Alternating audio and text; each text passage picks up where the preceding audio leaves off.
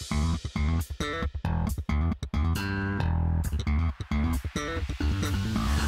a beautiful day that you have made. I will praise you. Alright, magandang umaga po sa lahat and Happy New Year. Mamaya, 2024. Alright, so yung atin pong pag-aaralan niyan is about the 7 feasts of the Lord. Have you heard that? Alam po niyo sa aking patuloy na pag-aaral ng Biblia, lalo po akong na-amaze kasi yung mga mababasa po natin dito, talagang siya po ay consistent, wala pong contradiction ng Bible. At binabalik-balikan ko po yung study. Alam po ninyo, mas maganda yung minsan po sa buhay natin, pag tayo po yung nagme-meditate sa Word of God, kailangan ba yon? Kailangan po natin mag-meditate sa Word of God, yung bang time na you stop for a while, huminto ka muna sa lahat ng ginagawa mo, at magbigay ka ng time sa sarili mo, imuni-muni mo yung mga narinig mo, naunawaan mo, naituro sa'yo for how many years, and then try to read the Bible po. Alam po nyo, ang ganda ng pakinabang sa'yo, una-una sa health. Kung naghahanap ka ng peace of mind, nandyan yan. And thirdly, magkaka-interest ka sa time ng sinabi ng Diyos sa Biblia mula sa Old Testament hanggang New Testament. Subukan nyo po ibalik ang isip nyo sa time nila. Mari-realize po natin na how blessed we are. Bakit? Kasi po yung mga nakasulat sa Old Testament, sa time po ng mga sinulatan, ng mga Israelita, talagang ang nakikita lang po nila yung panglabas, yun bang physical na bagay. Right? Pero nang dumating po ang New Testament sa ating panahon, ang blessing po sa atin, mas higit po yung makikita natin kesa sa nakita ng mga tao po na nasa Biblia. Kasi po, kumpleto na. Mapansin po natin, meron pong 7 feast na pag sinabing feast sa Tagalog, piyesta. Ito yung pagpiesta. Ito yung inaalala, pinag-celebrate, minumuni-muni yan. Sa Bible po, nung ang Israel po ay lumabas mula sa Egypt, and they are beginning po to be a nation. Ang Israel po naging isang bansa, lubos ang naging nation, nang lumabas po sa Israel, sa Egypt. Nung nasa Egypt po sila, doon po sila nabubuo bilang nation. Pero nung sila po ay lumabas, sila po ay dineklarang, sinabi nga ng Bible, my firstborn son, Israel. Parang pinanganak po yung bansa. At nung sila po ay kinausap ng Diyos sa panggitan po ng kasulatan ni Moses, sinabi po doon na pagdating nyo sa lupain, doon sa promised land na inyong titirhan, ay alalahanin nyo itong 7 feast. Right? Sa panahon po ng ibinigay ng Diyos sa kanila yan, mahirap pong maintindihan talaga kahit ikaw ay naroroon. Sa tingin mo, para lang yung isang event na wala lang, parang tradition lang.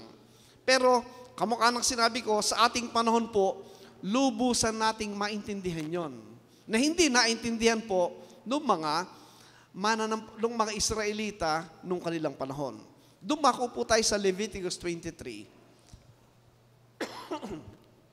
Dito po sa Leviticus 23, makita po natin, ay dito po tinagubilin ng Diyos sa kanila sa panggitan po ng kasulatan ni Moses na doon po tayo sa verse 4. These are the feasts of the Lord. Yung feast po, ito po address po sa mga Israelita that time na yun, kamukha ng sinabi ko. Nandiyan po pa sila sa wilderness, naglalakbay pa po sila dyan. Actually, naglakbay po sila mula Egypt hanggang sa promised land na around kabuuan po ng 40 years nga. Pero yung 38 years lang talaga, yung paglalakbay, yung 2 years po, waiting yun na sila'y pumasok talaga. Ang sabi ng Panginoon, meron siyang binigay na feast na dapat nilang alalahanin at ipagbunyi. Alright? Ano yung mga yan? Ito po yan. Number 1, dito po sa verse 5, in the 14th day of the first month, at even is the Lord's Passover. Okay.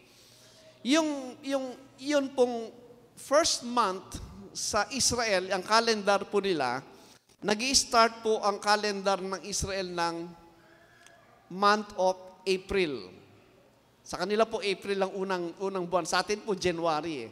Sir, sa Israel po, April yan. At ang sabi, tuwing ika-14 ng unang buwan, ay i-observe yung Passover. Ano ba yung Passover na yan? Briefly po, di ba ang Israel po sila ay alipin sa Egypt? Sila ay nasa control po ng paraon. Ayaw silang palayain. Hanggang dumating nga si Moses, kinausap ang Israel sapagkat tinuruan si Moses ng Diyos at kinausap ni Moses yung paraon para makalaya ang Israel mula sa Egypt. Matigas po talaga yung pero, ayaw silang palayain. Until the ultimate thing na ginawa ng Diyos, ang sabi niya, sa araw na ito, dadating yung death angel, yung kamatayan. Sa atin po, yung salitang kamatayan, di ba, may tradition na susunduin ka ni kamatayan. Yun po, anghel ng kamatayan, the death angel.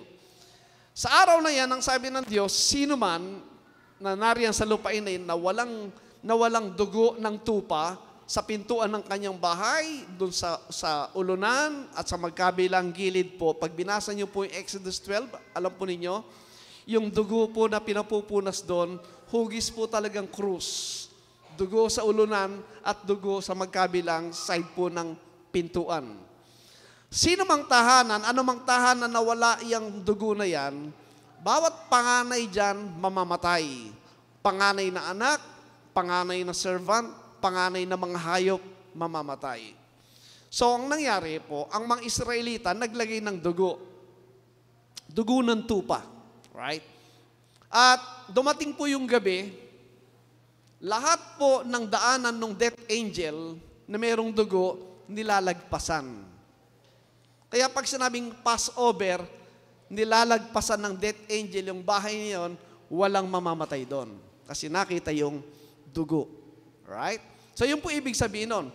Yung bansa po ng Israel, sa kanila po, pag sinabing Passover, para yun po yung kanilang Independence Day. Di ba sa atin meron tayong Independence Day? Kasi yun po yung araw na sila po ay nakalaya mula sa Egypt. Yan po ang ibig sabihin ng Passover. May karugtong po yan. Ang kasunod po niyan ay dito po makita sa verse 6 po. Pagkatapos po ng 14th day, the following day, meron din pong sineselebrate na feast. The Feast of the what? The unleavened bread. Pag sinabing leaven, yung bung pampaalsa yun. Pag ikaw ay nagbe-bake ng tinapay, di ba nilalagyan ng parang yeast or baking powder ba yun para umalsa? Yun yung leaven, pampaalsa. Dito ang sabi niya, pagdating ng 15th day ng month na yan, dito kakain kayo ng tinapay na walang pampaalsa o walang lebadura. Right? Yan po'y kanilang ino-observe ng 1 week. The whole 1 week, the 7 days. Natatapos sila on the 21st day ng April. Right? Pagkatapos ng Days of Unleavened Bread, right? Tuloy po natin. Dito na po tayo sa verse 9-10, pababa. Sige. Sabi diyan, speak unto the children of Israel and say unto them, when ye be come into the land, pagdating nyo sa land, yung pong promised land sa kanila, which I give unto you, and shall reap the harvest thereof. Kayo'y aani na sa inyong tinanim, then ye shall bring a sheaf, the first fruits of your harvest unto the priest. Right? Pag kayo ay dumating na sa panahon ng tag-ani, yung unang harvest nyo, yung tinawag na ano? First fruit. Di ba, sa mga magsasaka, kunyari yung palay mo, nakita mo yung palay mo, parang meron ng ano yun? Meron ng busog na. Di ba kumukuha ka ng ilang mga parang sample, tinitingnan mo kung maganda na siya. Di ba? Yun yung first fruit nila. Alright? Ayan. And sabi niya, then ye shall bring a sheaf of the first fruit unto your harvest unto the priest. Pag kumuha kayo ng ilang mga sample ng harvest ninyo, yung first fruit, pakita niyo sa priest ang sabi niya. Then sa verse 11, And he shall wave the sheep before the Lord to be accepted for you on the morrow after the Sabbath. The priest shall wave it, ang sabi niya. Alam po niyo, meron pong mga simbolo yan. Mamaya makita natin. At yan po ay, kung ikaw ay na kay Kristo, kasama ka dito. The next one is 16. Even unto the morrow after the seventh Sabbath. Pag sinabing seventh Sabbath po, bibilang ka dyan ng 7 times 7 equals 49. Diba? Yung kinabukasan ng 49 is the 50 days. Right? The 50 days po, yan po yung converted po yan sa years. That will be 50 years. Ang 50 years po sa Israel, yun po yung kanilang Jubilee. Pag sinabing Jubilee po, yun ang time na pinapalaya lahat ng servant, lahat ng slaves nila. May mga slaves po ng time na yon. Kung yung slave, mamimili siyang umalis ng bahay at maging malaya, pwede. Pero kung gusto niya manatili sa family na yon, okay lang. Pero that's the time po, yan din po yung Sabbath of the land. Na after 50 years, walang magtatanim dyan. Kumbaga, mamamahingay yung lupain. Alright? So they shall offer a new meat offering unto the Lord. Alright? Ano sabi ng 17? Ye shall bring out of your habitations 2 wave loaves of 2 tenth deals. They shall be of fine flour. They shall be baken with leaven. They are the what?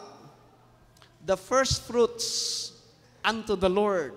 Right? So you have 1, 2, 3. Alright. Anyway po, makita natin dyan, doon po sa 50 days kanina or 50 years po, yun po yung tinatawag na Pentecost. Yun po yung declaration nga ng Jubilee ng harvest nila. The day of Pentecost. Then after the Pentecost po, makita natin sa verse 23 and 24. Speak unto the children of Israel, saying, in the 7th month, in the first day of the month, ye shall have a Sabbath, a memorial of blowing of trumpets, ang sabi niya. Verse 26, and the Lord spake unto Moses, saying, 27, also on the 10th day of this 7th month, there shall be a what? A day of atonement. So you have 6. And then the last one, ang sabi po dito sa verse 33, speak unto the children of Israel, saying, the 15th day of the 7th month shall be for the feast of what? Tabernacles. In this 7th feast, ito po yung completion po ng New Testament.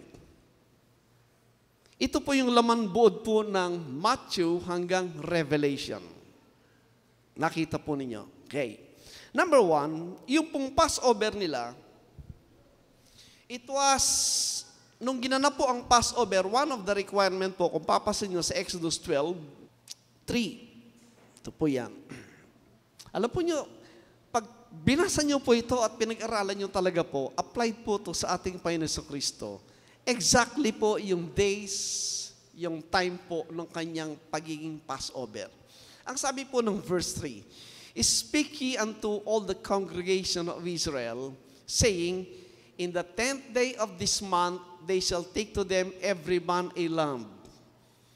On the 10th day of the month, kailan papatayin yan? On the 14th day. Pero bakit on the 10th day po siya kukunin? Kasi, oobserbahan po yan ng 3 to 4 days bago po siya ialay as Passover. Ang sabi doon, they shall take every man a what? Specific po, hindi basta pwedeng anumang hayop na gawing Passover, kundi a lamb. Right? According to the house of their fathers, a lamb for an house. Sa bawat tahanan, kailangan yung tupa, ang sabi niya. Specific po yun. Verse 4, and if the household be too little for, the next one is, hindi basta lamb, but ito na po, after na mamili, yun ang specific na the lamb. Specific pong lamb yan. After na nakapamili na, hindi na pwedeng basta anong lamb, pero yung specific, definite na the lamb. Let him and his neighbor next unto his house take it according to the number of the souls, Every man according to his eating shall make your count for the lamb. Specific na po yun. Dana siya. Next verse, 5. At pagkatapos po ng the lamb, sabi niya, your na. Your lamb shall be without blemish. Tingnan niyo po yung chronology. Number 1, dapat po ay a lamb. Hindi pwedeng basta anong hayop. The second thing, nung makita yung lamb, siya na yung the lamb. Specific po yun. And thirdly, it must be what? Your. Specific po, personal lamb mo. Nakuha po nyo?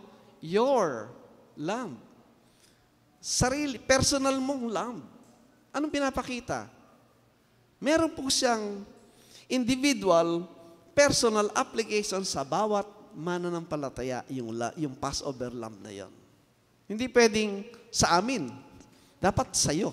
In this requirement binigyan ng Diyos, hinuli ng 10th day, but on the 14th day, dyan po siya papatayin. Now, alam po niyo sa Bible makita natin, number 1, yung mga bagay po ng Old Testament, pansin niyo po sa Hebrews chapter 10, verse 1. Sabi po dyan, for the law having a what? A shadow of good things to come. So, yung palang law ay shadow. Ano yung shadow? Pag nasa light ka, ito yung katawan mo, tapos merong anino. Tama? So, dalawa yung consider mo. Merong anino at merong yung tunay na body. Tama? Alin dyan ang totoo? Yung anino o yung tunay na body? Yung tunay na body, kasi yung anino, lumilipas ba yon? Lilipas yon. So, ang sabi dito, yung law ay shadow. Yung kautusan, shadow siya. Hindi siya permanente. Doon po sa Hebrews 8:5. So, ang nakita po natin dito, consistent po, merong shadow at merong true image. Right? Yung law ay shadow, pero mamaya makita natin, yung Kristo po, siya yung true image. Anong sabi ng 5? Who serve unto the example and shadow of yung heavenly things pala, merong shadow. Pansinin po nyo, sa ating pag-iisip, parang baligtad, di ba? Yung bagay na physical, yun ang true image. Yung bagay na hindi nakita, yun ang shadow. Pero sa Panginoon po, ang katotohanan, ang reality, yun pong heavenly things, at yung physical things, yun po yung temporal, shadow, and actually, illusion. Pag sinabing illusion, hindi mananatili yan. Ang reality, yung eternal. I hope po na nasasakin nyo.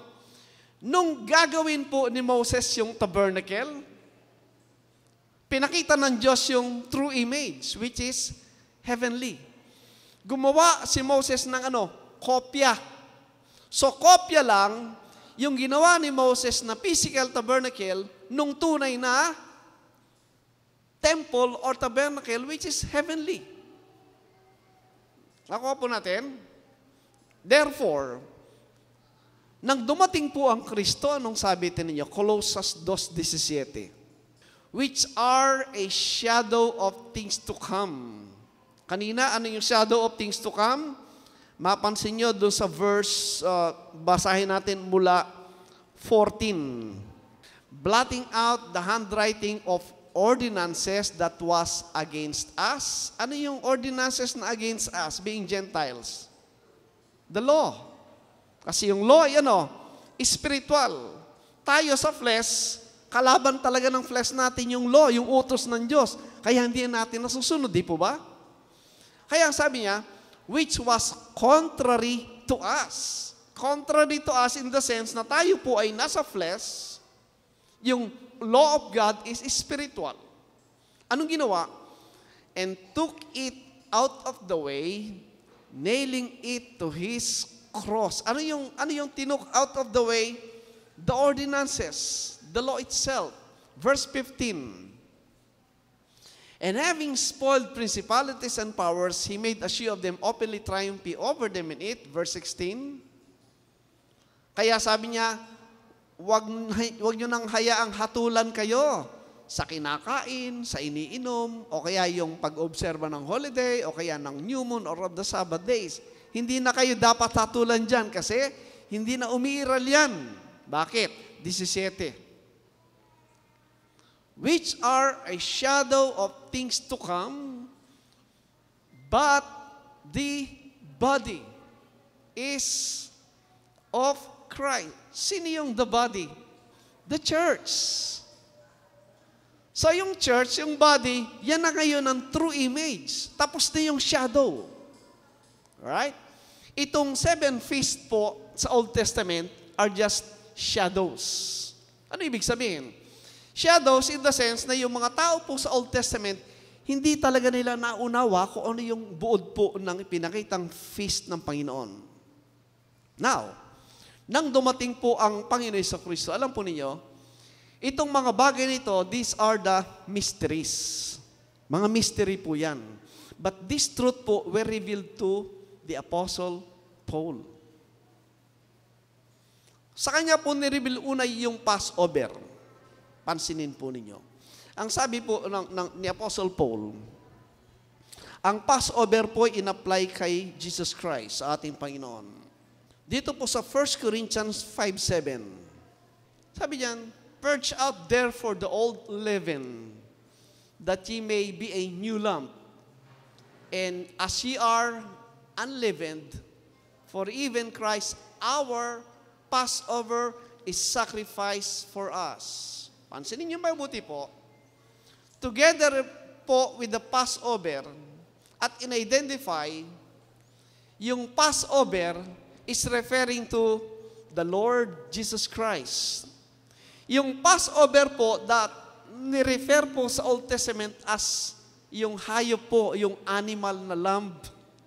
Ngayon po, in-apply na dito sa the lamb, which is the Lord Jesus Christ. Pansinin niyo po yung John 1:29. Kaya kung titingnan po natin yung 7 feasts na yan, hanggang matapos natin ito, actually po yung true history ng Israel ay nag-umpisa po do sa Passover. At nag-umpisa po yan do sa tunay na lamb, which is the Lord Jesus Christ, the Lamb of God. Ang sabi niyo, the next day, John said, Jesus coming unto him and saith, behold, the Lamb of God, which taketh away the sin of the world. So, si Apostle Paul and even the Apostle John, in-apply po nila yung lamb do sa Passover, in-apply po yung fulfillment in the coming of the Lord Jesus Christ. Yung pong Panginoon Jesucristo, nung siya po'y hinuli, in fact, ano po yun? Eksaktong time po on the 10th day, and on the 14th day, doon po siya pinatay. Ipinako po yung Panginoon hanggang Miyerkules, at pagdating ng 6 o'clock ng Huwebes, namatay siya, at inilibing po. You have 6 to 6, 3 days po, 72 hours, nakalibing po siya ng 72 hours from Thursday, Friday, Saturday, Sunday po, by the end ng Sabbath po, nag-resurrect. Alright? So, you have in-apply po ang Passover, which is the Lord Jesus Christ, at makita po sa 7 feast, and ang revelation ni Paul, together with the apostles, applied po yun kay Jesus Christ. Ang ganda po nito, during the time po ng mga Israelites and even the apostles do sa early period nila, hindi nila alam yan. But as we see po, ni-reveal mismo ni Apostle Paul.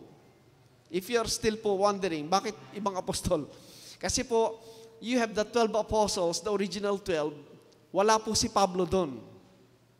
Right? Later lang tinawag po si Paul sa Acts chapter 9. At kay Pablo po, nireveal po yung mga turo ng mga bagay na ito, yung revelation ng mga definition at meaning ng mga bagay na yan, na hindi talaga maunawa po ng mga tao noong unang panahon. Tingnan niyo po, Ephesians chapter 3 po. Sa verse 1 po, tingnan niyo. For this cause I, Paul, the prisoner of Jesus Christ, for you Gentiles. Verse 2. If you've heard of the dispensation of the grace of God which is given me to you, ward, for the Gentiles like us. Verse 3. Ano yung pinagkaloob niya? How that by revelation He made unto me the mystery, as I wrote afore in few words. Alam, the good thing po, yung mystery, isinulat ni Pablo. Ay huwag kayong masyadong maniniwala sa mga lumalabas na propeta at mga sugo raw ng Diyos. Alam niyo po, pag may nagsusugo, pag ang Diyos nagsusugo sa Bible, meron siyang daladalang mensahe. Alright? Kaya ang tanong, ano pa bang mensahe ang hindi pa naibigay ng Diyos kay Pablo? Ano pa? Yung nga mystery ito, nireveal na nga. The good thing po, sinulat niya. Ano sabi niya next verse? Whereby, when ye read, ye may understand my knowledge in the mystery of Christ. Pag binasa ninyo, maintindihan ninyo. Nagbabasa po ba tayo? Sa mga may edad na kamukha ko po, parang mahirap na magbasa eh. Di ba? Salamin, malabo na. Pero I'm talking sa mga young people at mga middle age pa na pwede pa magbasa, basahin po niyo yan. Verse 5. Bakit? Because ang sabi niya, which in other ages was not made known unto the sons of men, as it is now revealed unto the holy apostles and prophets by the Spirit. Yung sinasabi niya, doon pa lang naunawa nung sinusulat niya, nung mga kaharap niya at mga nakaraang mga Israelita. Alright. So, number 1, the Passover lamb po, tinukoy si Kristo at fulfilled yan with the coming of Christ and revealed to the Apostle Paul. Ano po yung unleavened bread? Yung pong days of unleavened bread, kamukha nang nabanggit natin ganit binasa, yun po yung time na kumakain sila ng tinapay na walang lebadura. Question, ano bang ibig sabihin ng leaven na yan according to the Lord Jesus Christ? Matthew 16 po, basahin natin. Doon po muna sa verse 5. Sa isipan po ng mga apostol ito, and when his disciples were come to the other side, they had forgotten to take bread. Alright? Nakalimutan daw nila magdala ng tinapay yung kinakain. Tama? Next verse. Then Jesus said unto them, take heed and beware of the leaven of the Pharisees and the Sadducees. Mag-ingat kayo, sabi niya, sa lebadura ng Pariseo at ng mga Sadduseo. Anong ibig sabihin ng Panginoon doon? Next verse. Nagtanong na sila. Nagtanong na sila sa kanyang sarili. Sabi, it is because we have taken no bread. Dahil sinabi ng Panginoon, dahil wala ba tayong dalang tinapay, ang sabi niya. Next verse, 8. Which when Jesus perceived, sabi niya, kay hina naman ng inyong pananampalataya. Ba't ang pinag-uusapan niyo yung pagkain ng tinapay, ang sabi niya, dahil hindi kayo nagdala. Verse 9. Sabi niya, hindi niyo ba naunawaan o kaya naalala yung 5 tinapay? Yung 5 tinapay na nilagay ng 5,000 at marami ang sumobra pa, di ba, nung nagpakain sila? Next verse. Neither the 7 loaves of the 4,000 and how many baskets you took up. Kasi ang isip nila, dahil wala silang dalang tinapay, parang pinag-uusapan yon. Hindi, sabi niya, hindi ba naalala noon, ang pinakain natin, 5,000, maraming sumobra pang tinapay. So, hindi niya tinutukoy yung physical na pagkain na tinapay. Ano yon? Verse 11. How is it that you do not understand? Bakit hindi niyo maintindihan ang sabi ng Panginoon? That I spake not to you concerning bread, hindi pagkain ng laman na aking sinasabi, sabi ng Panginoon, that you should beware of the leaven of the Pharisees and of the Sadducees. Alright? Hindi yun ang sabi. Ano nga yung leaven? Verse 12. Then understood they how that he bade them not beware of the leaven of bread, but of the what? Doctrine of the Pharisees and of the Sadducees. Yung pala. Yung leaven pala, yung maling katuruan. Yung maling doktrina. yung wrong doctrine of the Pharisees and of the Sadducees, na umiiral ang panahon niya. Now, ito pong nangyari sa cross. Ano ang picture po ng unleavened bread na dapat kainin? Alam po niyo, this is the period of time na pag sinabing doctrine, kasi maraming allergic sa doctrine. Not knowing and realizing na yung doctrine po, napakahalaga kasi yung doktrina po, yung magsasabi kung anong manner of life, di ba? Tingnan niyo, 2 Timothy 3:10.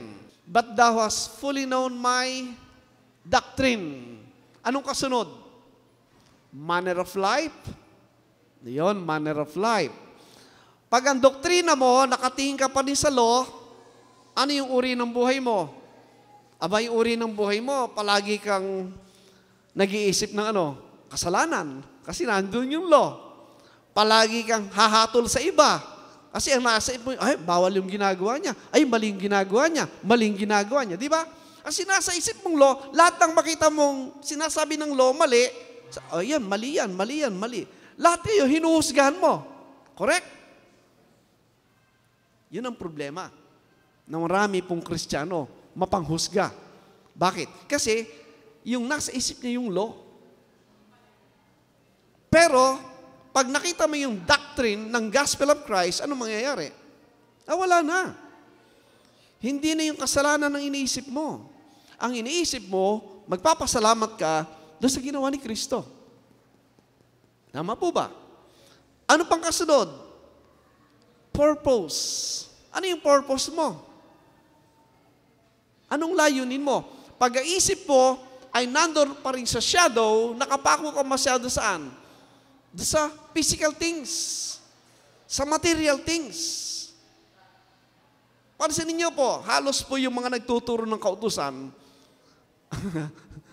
yung mga tagasunod nila, maraming masyadong bigat na dala kasi ang binibigyan ng puntos yung giving, yung building, yung outward appearance and everything, lahat ng pinag-uusapan ay patungkol sa material na bagay, physical.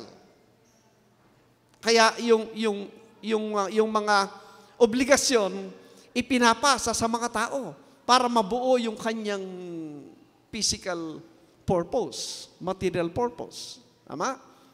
Hindi na po ganun ang turo ng Biblia sa panahon. Ano pa? Faith. Ano yung faith? Ano laman ng faith niya? Di ba? Faith is the substance of things hoped for. Kaya pag binasa ng Hebrews 11, lahat ng ginawa ni Moses, ni Noah, ni Abraham, it's all by faith. Bakit nila ginagawa isang bagay? Because of what they believe. Kung ano yung kanilang naunawaan. Bakit sila pupunta sa church? Kasi isip nila, I want to hear. I want to learn. I want to have a deeper understanding of this book.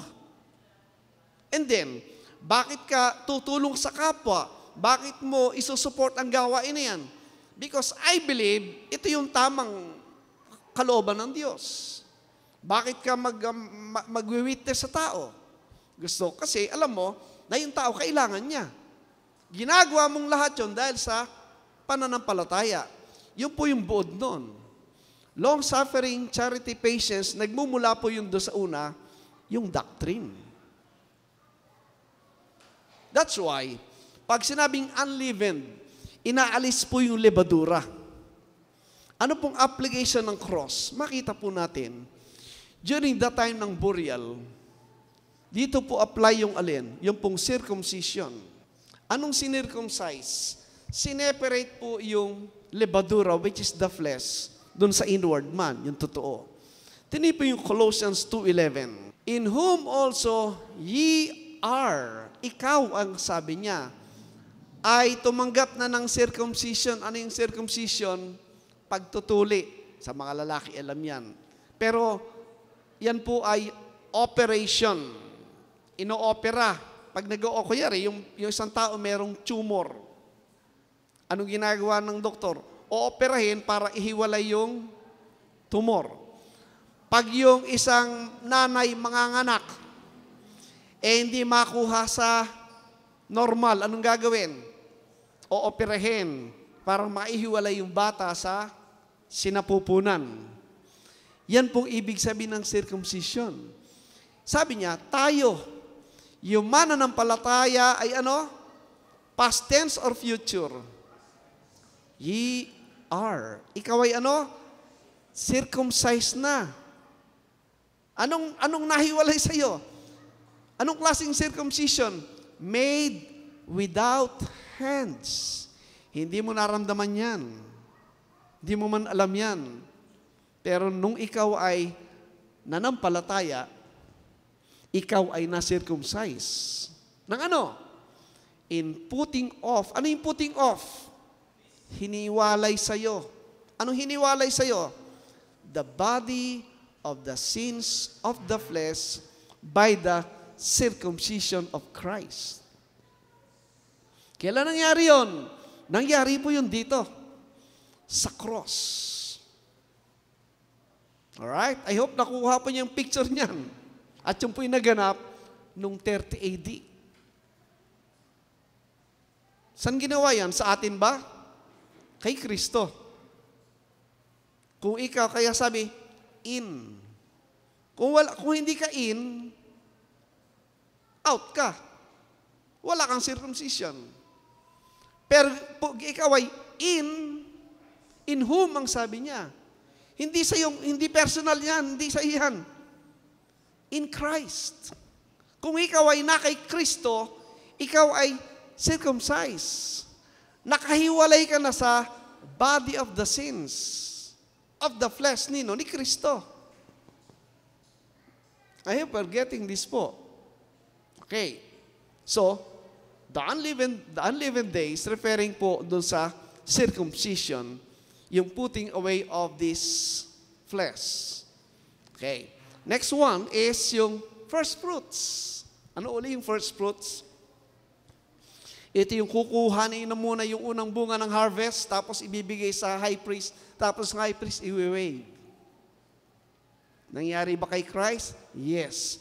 1 Corinthians 15, tinan niyo po. 23. But every man in his own order, Christ, the first fruits, afterward they that are Christ at His coming. Anong pinag-uusapan po dyan sa Corinthians? Talking about what? Talking about His resurrection. Ang harvest po kasi, reference po sa kaligtasan. Sino yung sa Diyos at sino hindi sa Diyos? Harvest yan eh. Di ba yung harvest ng wheat at saka ng, ano yun? Ano isa? Wheat at saka tares, yung damo at saka yung wheat. Ang nilalagay lang sa kamalig, siyempre yung wheat. Parang sa magsasaka, ang nilalagay mo lang sa kamalig mo yung palay. Pero yung nguso ng kabayo, ano yun? Yung mga damo, hindi mo kinukuha yun, di ba? So, pag sinabing first fruit talks about the harvest, pero may mga nauna. Sinong nauna? Sino? The Lord Jesus Christ. Siya yung unang first fruit. Okay? Sabi doon, afterward they that are, sabi, Christ at His coming. Alright? Now, pansinin nyo. Yung resurrection po nino, referring kay Christ. At sumunod po yung mga believers. So, ibig sabihin po, yung resurrection nito, naganap dun sa believers. Sino yun? Yung mga first fruits. Alright? Sino yung first fruits po? Basahin natin po ang Bible. Tingnan niyo po yung Romans 8:23. Sana po alam nyo ang magandang New Year's resolution. Alam nyo? Gusto kong pag-aralan ang laman ng Biblia mula sa taong ito ng 2024. Maganda ba yon? Na bago man lang di ba? Bago man lang lumabo yung mata ko, bago lumabo yung pandinig ko, naaral ko na yung laman ng Biblia. Maganda ba yon? Dapat. Kasi, Kristiyano tayo eh. Ang textbook ng Christian po, Bible, at ang sabi ng Diyos, study. Mag-aral kayo. Ang sabi ng Bible, basahin ninyo. Ang sabi ng Biblia, Sapagkat yung kasulatan na nagpapakilala kung sino ko, sabi ni Kristo. Kung di mo alam yung laman ng Bible, sinong Kristo yung kilala mo? Yung Kristong kinuwento lang sa'yo ng kung sino. Baka mali. Di ba mas maganda personal? Tama? Aralin po natin yan.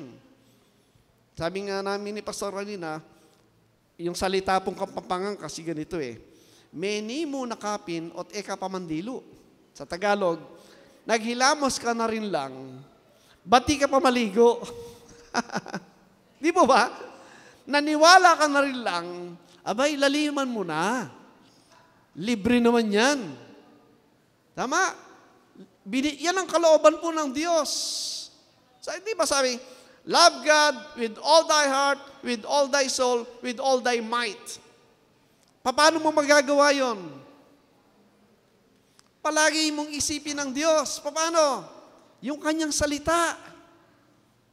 Meron tayong GC ng Bible School Ako po, pagising ko ng madaling araw, naglalagay na ako ng mga teaching doon Actually, nakukonsensya po ako pag sa maghapon, hindi ako nakapaglagay doon.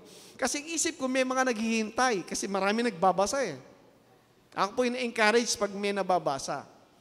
Ang mabuting balita po, yung natapos nating Matthew, natapos ko na po yung mula chapter 1 hanggang chapter 25 na ako, yung buong Matthew po, meron na tayong commentary. English-Tagalog yon. Pag na-print po natin yon, pag binasa nyo po yung Matthew, nandun na yung katuruan. Kino-compare nyo na lang. Yung ginagawa natin ngayon, Acts. Nasa Acts 16 na tayo. Binubuo ko na po yun kasi yung Revelation dati, hindi ko na-document. Hirap ng habulin Ngayon, dinodokumento ko lahat. Kaya nagagawa na natin yan. Pag na-print po natin, napakaganda. Kasi pag meron kang nabasa sa Matthew na hindi maintindihan, pwede mong tingnan yung commentary na nandun, tsaka mo i-compare, pag-aralan mo. Meron ka ng guide. Alright? Okay. So, ang first fruit po, tinan nyo. And not only they, but ourselves also, which have the what? The first fruits of the Spirit. Ito po yung mga taong buhay. Mga mananampalatayang buhay, pero sabi niya, sila yung mga first fruits. Alright? Ano pa? Romans 16:5. Likewise, greet the church that is in their house. Salute my well-beloved Epenetus, who is the first fruits of Achaia unto Christ. Bakit po natin kinukuha yung first fruits? Kasi, yung first fruit po ay sila yung unang nakatanggap ng pagkabuhay na mag-uli. Resurrected na po sila. Bakit po natin ine-emphasize yan? Kasi, ang turo po ng tradisyon, ganire, di ba? Pinupuntahan mo yung nasa sementeryo, tapos sa isip mo, dadating pa noon, bubukas siyang libingan at mabubuhay na mag-uli yung patay dyan. Di ba ganon? Hindi po ganon. Ang sinasabi po ditong nabuhay na mag-uli, yung mga nanampalataya na sa panahon na yan. Buhay na mag-uli na sila. At hindi na sila mamamatay. Ano mas maganda? Namatay tapos mananatili sa libingan?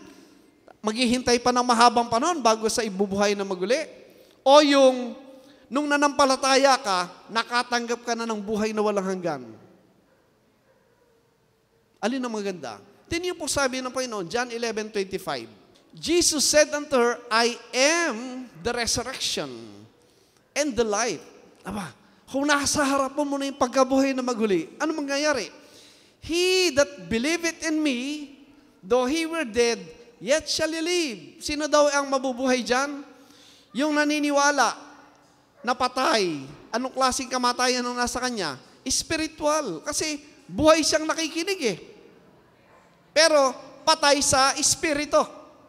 Kung siya'y naniwala, siya'y makatang ng buhay na walang hanggan. Next verse po, tinan nyo. Ano sabi ng 26? And whosoever, kahit sino, na nabubuhay. Buhay po, live it, nabubuhay.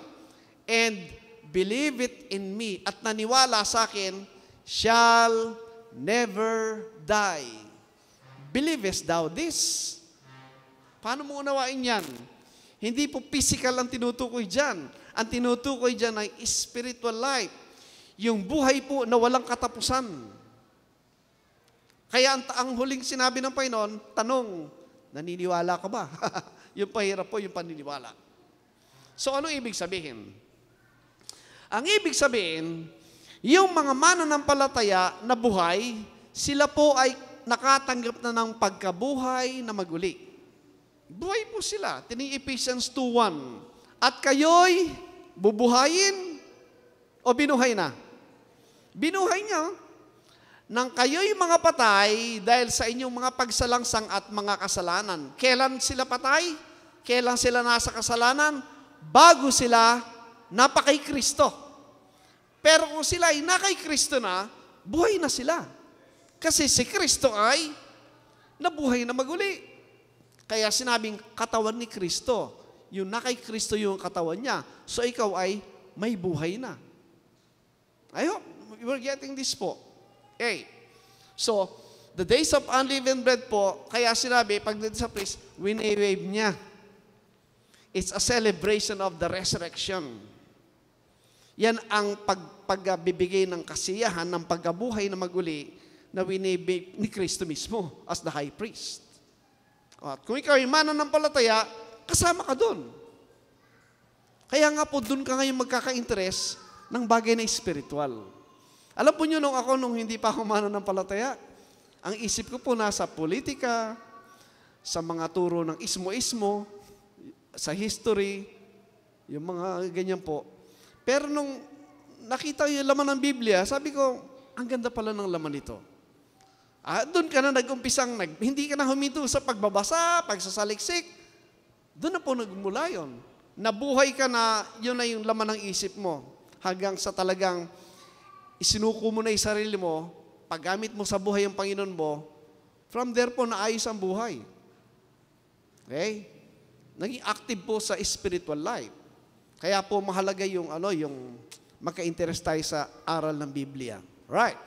After the first fruit po, which is yung unleavened bread, yung resurrection, sumunod po yung Pentecost. Pansinin nyo. Kailan naganap ang Pentecost? Makita po natin sa Acts 2. At nang dumating nga ang araw ng Pentecostes, silang lahat ay nangagkatipon sa isang dako.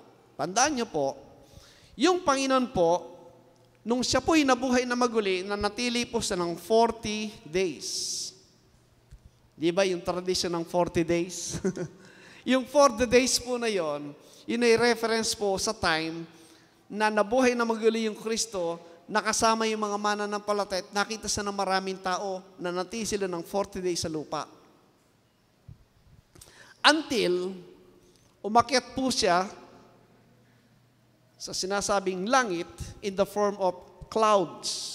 Yung last image na nakita po nung siya umakyat sa langit, tining Acts 1:9. At pagkasabi niya ng mga bagay na ito, nang siya'y tinitingnan nila, ay dinala sa itaas at siya'y tinanggap ng isang alapaap. At ikinubli sa kanilang mga paningin. Yung pong resurrection ni Christ, ang huling nakita ay yung alin?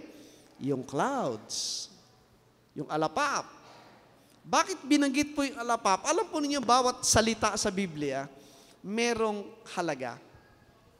Pag binalikan nyo po yung clouds, babalik ka po sa Old Testament, yung po yung nakikita ng mga tao, every time magpapakita ang Diyos sa kanila.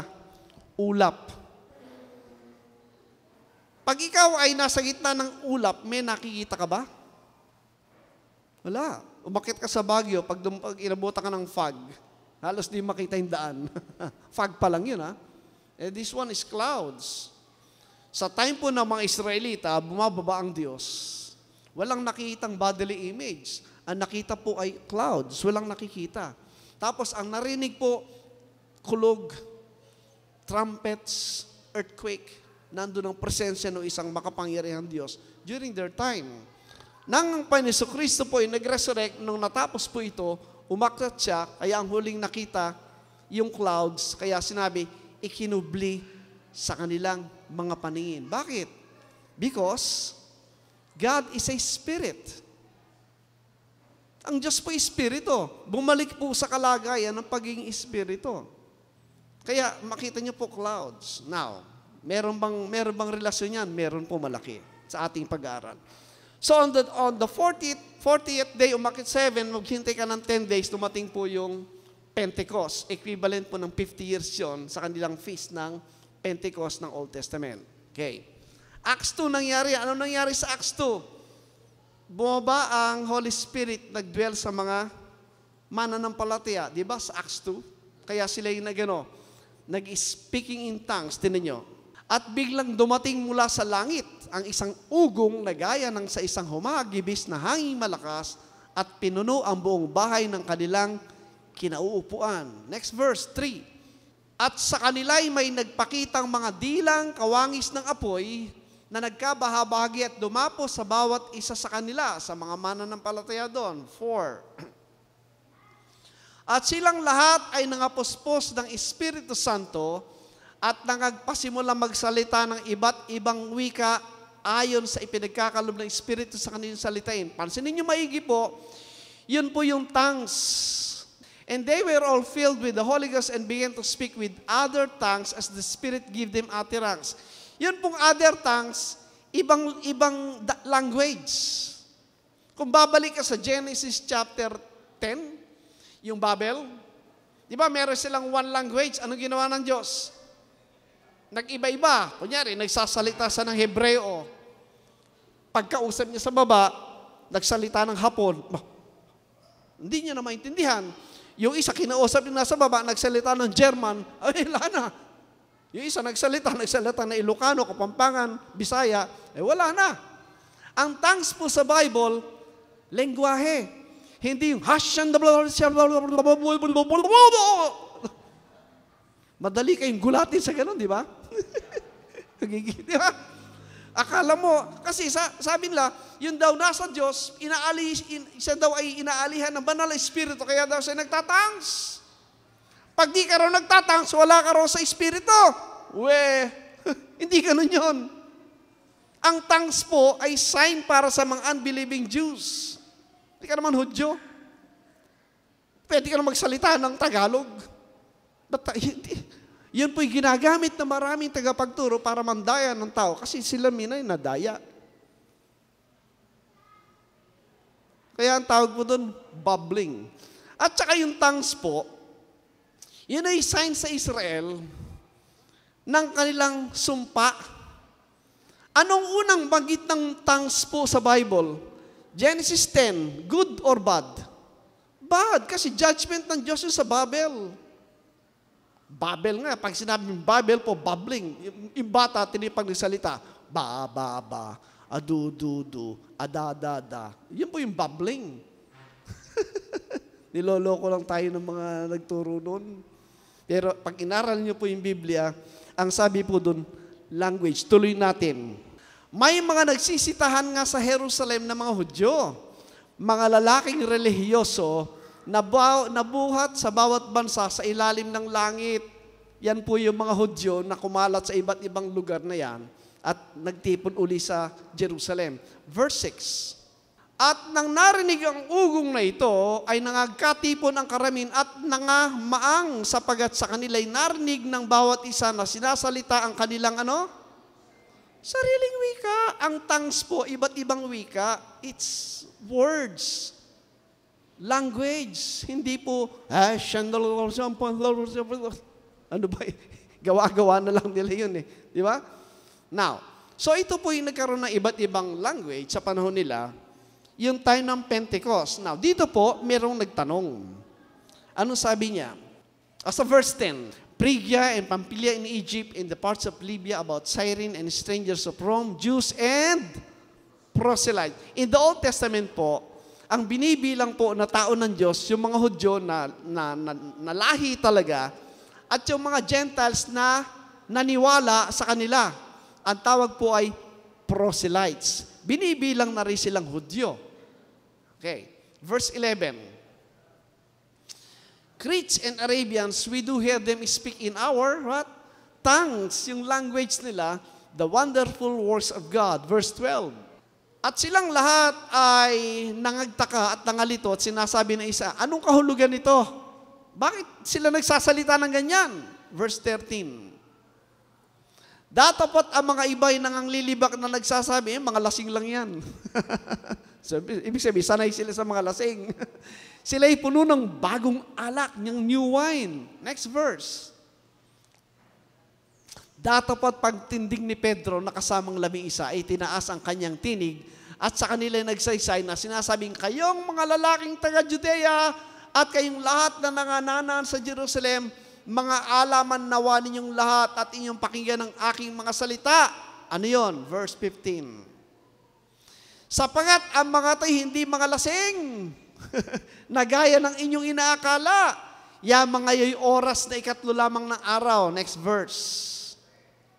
Datapat ito yung sinalita na sa pamagitan ni Propeta Joel. Pansinin nyo, nung sinasabi ni Peter, sinasabi niya, ito na yung katuparan ng hula ni Propeta Joel. Ano yon? Next verse, 17. At mangyayari sa mga huling araw, sabi ng Diyos, na ibubuhos kong aking espiritu sa lahat ng laman, at ang inyong mga anak na lalaki at babae mga huhula, at ang inyong mga binata at makita ang mga pangitain, ang inyong mga matatanda ay magsisipaginip ng mga panaginip. Hindi ko babahasan, mahaba po yun. Ano ibig sabihin? Yung naganap po nung Acts 2, sabi niya, ito na yung katuparan ng hula. Ito na yung huling araw ang sabi niya. Alright? So yun po yung Pentecost, Acts 2, na fulfill ng ganap po yan sa time na yan. Ang sumunod po, balik natin yung Day of what? Trumpets, di ba? Ang Day of Trumpets po, pag sinabing trumpet, it signifies number 1. Pag sinabing trumpet po, ang sinisignify po niyan, assembly. Di ba? Pagka yung mga sundalo noong unang panahon, pag tumunog na yung trumpeta, anong gagawin ng sundalo? Maglalain na yan.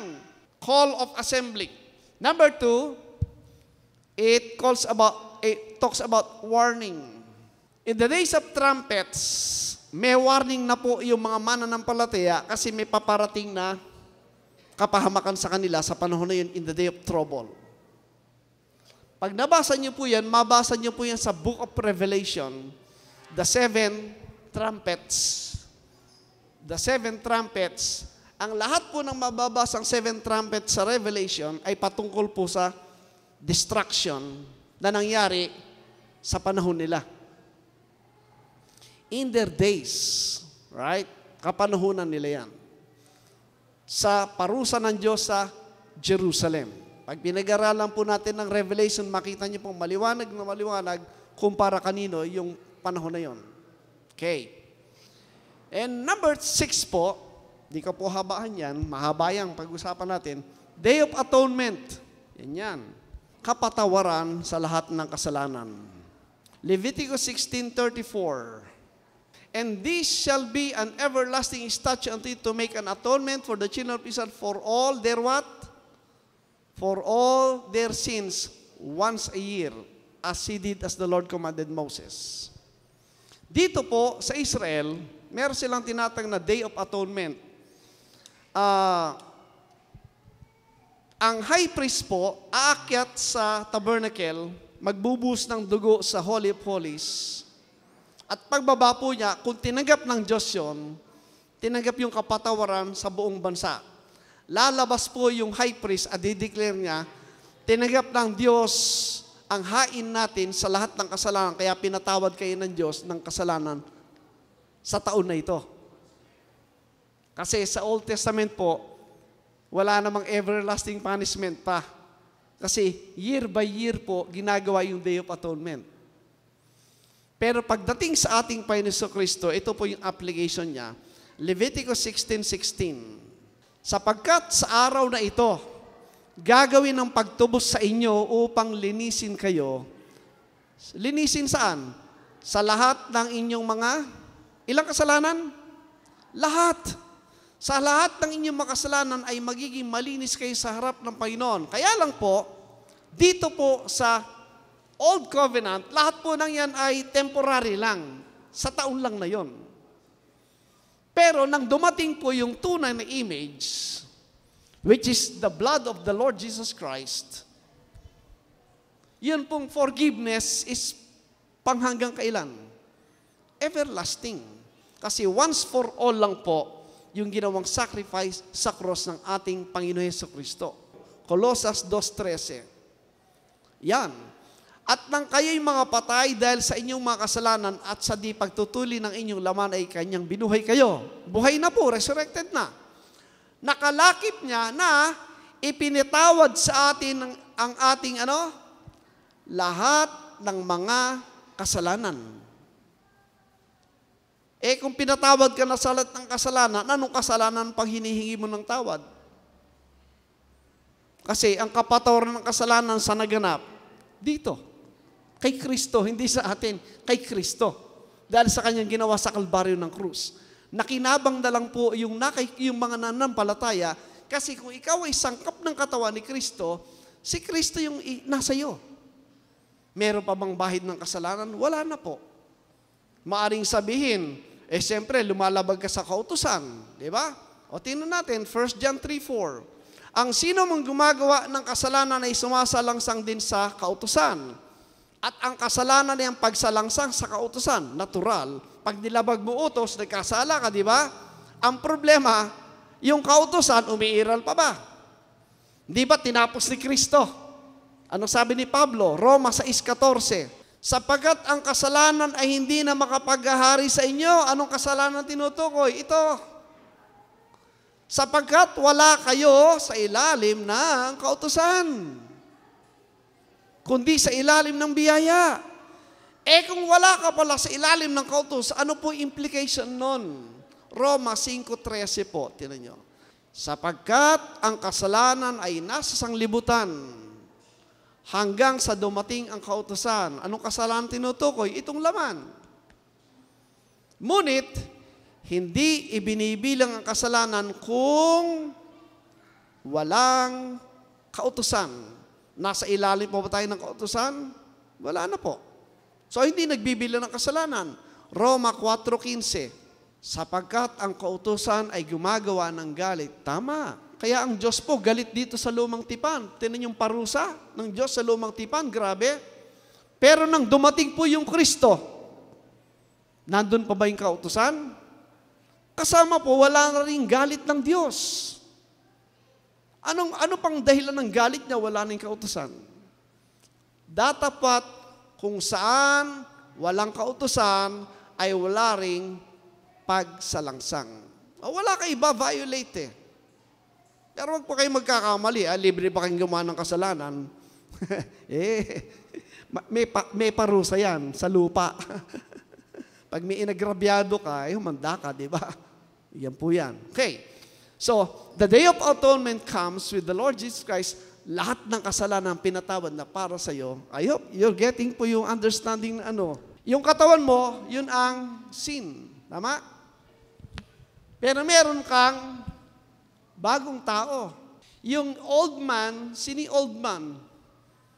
I am crucified with Christ. Ye are dead, the flesh, and ye are buried, the flesh, kasi yun ang sin. The resurrected one, sino? Yung human. Ang pinag-uusapan natin palagi, bagong taon, ano yung kantang? Bagong taon ay, buhay. Tama yun. Pero hindi pwedeng magbago yung buhay mo kung wala kang bagong, yun. Ang binabago ng Diyos, hindi yung katawan mo. Efeso 4:23, tingnan nyo. Nasasayang po yung awit na yon pag hindi naintindihan sa tamang application. At kayo'y mga bago sa espiritu ng inyong. Ano yung espiritu ng pag-iisip? John 6:63 sa Tagalog, tinan nyo maigi. Para hindi matumbok natin. Ang espiritu nga ang bumubuhay, sa laman ay walang anumang pakinabang. Walang pakinabang. Hindi na ako magsisigarilyo. 3 days, 4 days. Hindi matiis. Hindi na ako inom. 3 weeks, 1 month. Ay, kasarap. Diba? Sinong may New Year's resolution na nagawa nyo? Wala. Magbabago na ako. Anong pagbabago? Wala. Hindi magagawa sa laman yan. Ang pagbabago po ito. Ang mga salitang sinalita ko sa inyo ay pawang espiritu at pawang buhay. Balikan nyo Efeso 4:23. At kayo'y mga bago sa espiritu ng inyong pag-iisip. Paano mangyayari yan? Pag wala ka natututo na salita ni Kristo, yung espiritu ang sinasabi, salita niya yun eh. Kasi pag wala kang natutunan sa espiritu ng salita ni Kristo, BSDU. Alam yung BSDU? Balik sa dating ugali. Pero pag patuloy kang natututo sa salita ni Kristo, nare-renew, nababago yung laman ng isipan. At nagiging wise ka. Tama? Nagiging wise ka sa lahat ng bagay. Siyempre, unti-unti yan. Dahil sa salita ng Diyos. At dadako tayo sa panghuli. Ito po yung Feast of Tabernacles. Among the 7 feasts ng Israel po, yung huli yung Tabernacles. Ano yung Tabernacles? Ito po yung time na sila po'y gumagawa ng mga booths, tabernacle, at doon sila naninirahan sa Tabernacles. Marami yon, doon sila naninirahan. Larawan po yun ng alin? Revelation 21:3, tinan nyo. At narinig ko ang isang malakas na tinig mula sa luklukan na nagsasabi, narito ang tabernakulo ng Diyos. Nasaan? Ay nasa mga tao. At siya'y nananahan, kanino? Sa kanila. Hindi po natin kasamang Diyos. Ang Diyos ay nasa atin. Kasi pag sinabing kasama, bukas hindi mo kasama eh. Totoo? Pero ito maliwanag. Nananahan sa atin. At sila'y magiging mga bayan niya at ang Diyos din ay nasa kanila at magiging Diyos nila. Naniniwala ba kayo dyan? Ito po yung Day of Tabernacle wherein God tabernacled with men. In the Old Testament, hindi maintindihan yan kasi nakita yung mga taong nando sa mga tent.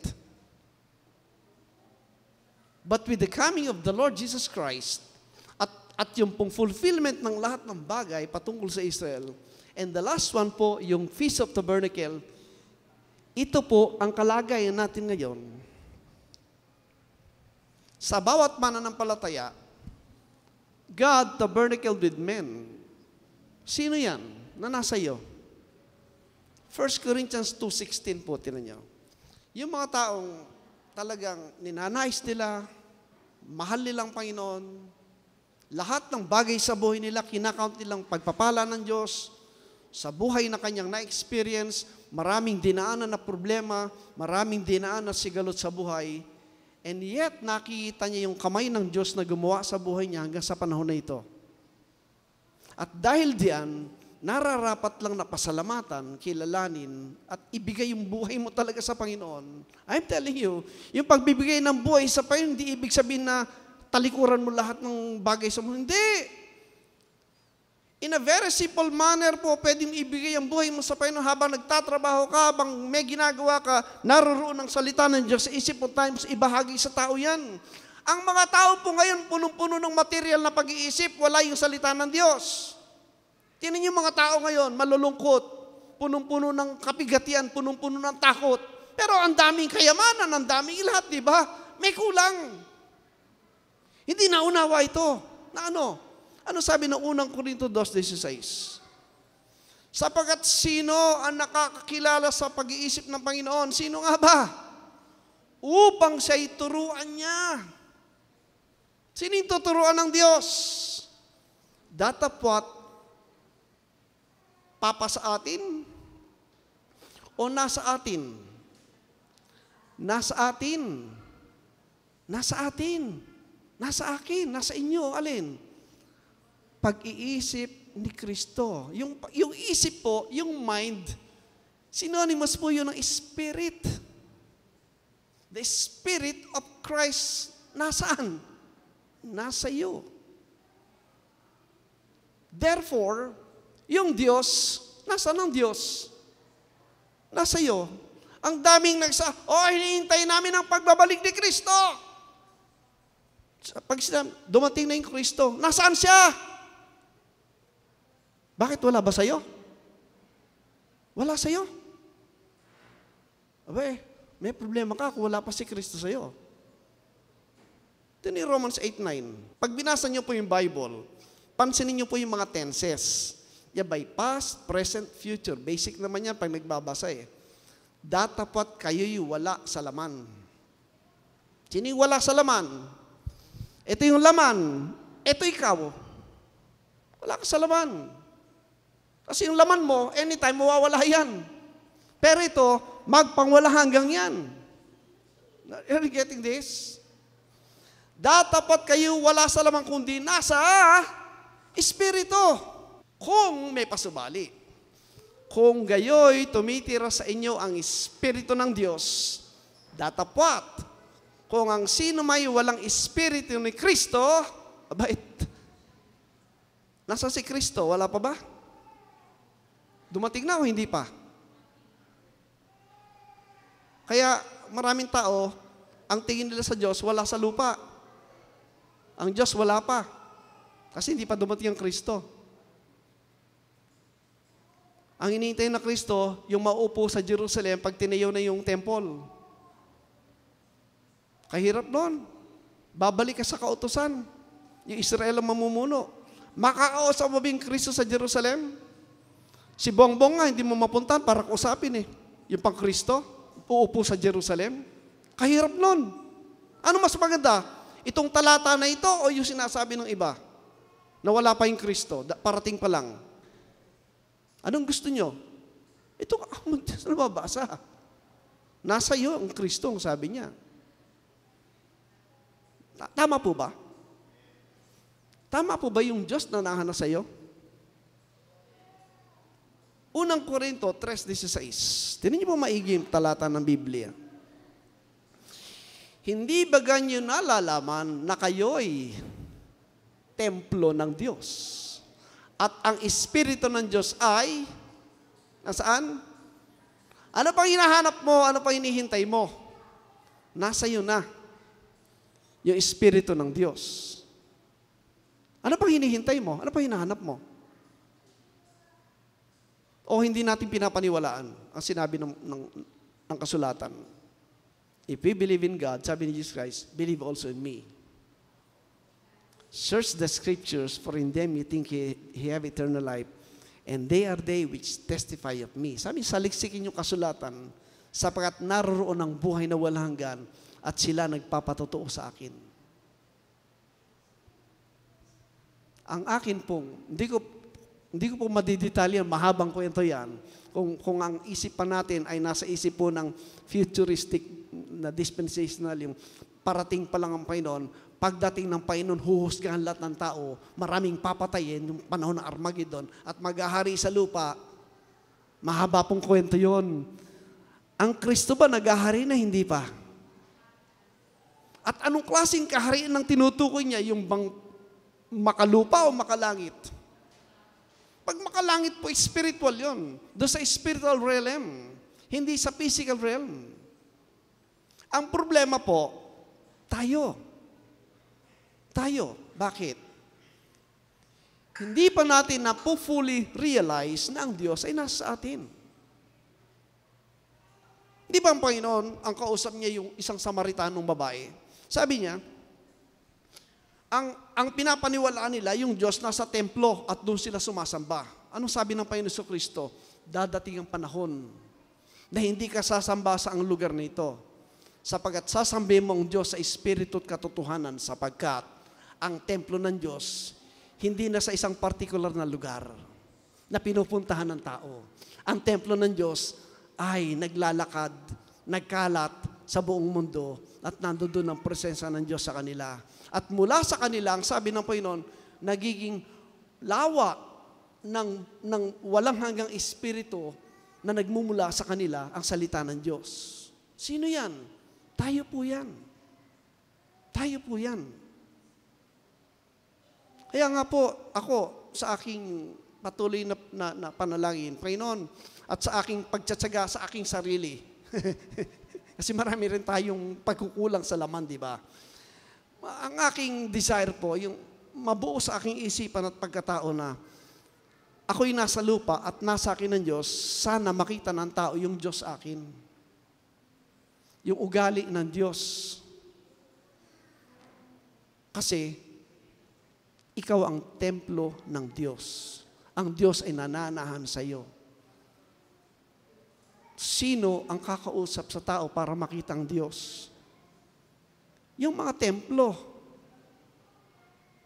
Sila, nasa kanila ang Espiritu ng Diyos. Are we aware of that? Di ba? Tingnan niyo ulit, 1 Corinthians 6:19.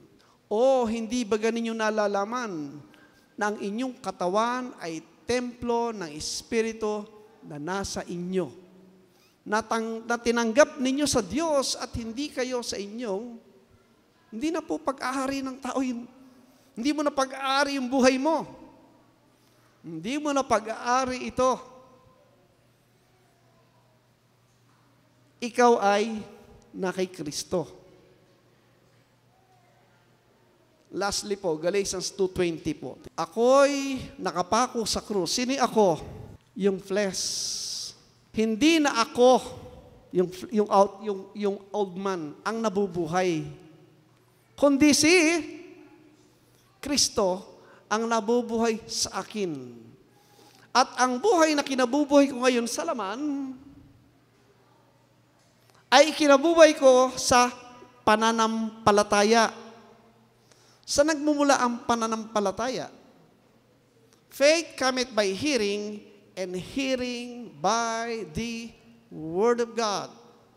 Ang pananampalataya nagmumula sa pakikinig at pakikinig ng salita ng Diyos dahil sa tuwing ikay makikinig mag-aaral, itong bagong silang na ito'y lumalago mula sa pagiging baby, magiging child, magiging young man, hanggang maging adult. Una, pagkain niya ay gatas, maya-maya ay tinapay, mansanas, prutas, honey, hanggang karne. Until you fully realize that indeed, ang sabi niya, ang pananampalataya na ito'y sa anak ng Diyos, na sa akin ay umibig at ibinigay ang kanyang sarili dahil sa akin. Ito po, hindi na ito. Tandaan natin yan. Ito po, hindi na ito. Ito po, si Kristo. Kaya ang sabi niya, nasa atin ang pag-iisip ni Kristo. Kaya naman, sino nagsasalita? Yung old man sa mundo? O yung new man? Pag itong pinag-usapan natin, wala namang bago dyan eh. Walang bago dyan. Alam nating lahat dyan. Tama? Tungkol sa laman. Pero ito, ay ba ito? Kailang lumago yung magsasalitang Kristo sa loob sa pamagitan nino nung templo ng Diyos. Tama po ba? Yun naman po yung paraan ng Diyos. Mula sa bibig po ng mga mananampalataya, lumalabas ang kanyang salita. Kay David, sabi niya. Mula sa bibig ni David, lumabas po yung salita ng Diyos. Hindi kay David yun, sa Diyos. Mas lalo po nating marirealize yan kasi ito po ang panahon, meron tayo niyan. Okay? Kaya kung meron pong kung merong New Year's resolution, kalimutan nyo na, hindi na ako magbabarkada, hindi na ako iinom, hindi na ako magsisik. Kalimutan nyo na yon. Ang New Year's resolution, basahin ko nga yung Bible. Kahit di ko naintindihan, babasahin ko. Tagalog, English, basahin ko. Ang maging goal ko sa taon na ito, mabasa ko yung Bible mula Genesis hanggang Revelation sa isang taon. Pag nagawa nyo yan, susunod po yung sinasabi nyo, ayoko na ito, ayoko na ito. Talagang ayaw nyo na yon pag binasa nyo yung Biblia. And that's forever. Kasi, ang pinapakain mo, ito. Ito lang po kinakausap ng Diyos. Hindi ito. Last na lang, Ephesians 3:16, bago ko i-close. Upang sa inyo'y ipagkaloob niya ng Diyos. Ayon sa mga kayamanan ng kanyang kaluwalhatian ng Diyos, na kayo'y palakasin ng kapangyarihan sa pamagitan ng kanyang Espiritu saan? Anong pinapalakas ng Diyos? Yung pagkataong loob, the inward man. Kaya ang Diyos po, pag sinabi mong kinakausap ka ng Diyos, meron kang natututunan mula dito. Kasi nasanay tayo lang nagsasalita, di ba? Panalangin, panalangin, panalangin, panalangin. Kasi pag nananalangin ka, ikaw nagsasalita, Panginoon, tulungan mo ko, pagpalain mo ko, Panginoon, di ba? Pag tumahimik ka ng konti, Panginoon, magsalita ka sa akin, buksan mo yung Bible mo. Yon, dito, yung Diyos ang nagsasalita. Ikaw dito tumatanggap. Two-way po ang communication. At yan po'y privately between God at saka sa iyo. And you will see how God works po sa buhay natin lahat. So maraming salamat po. Pagpalain tayo ng Panginoon for this new year, maging blessing po ang buhay natin sa lahat. Pastor?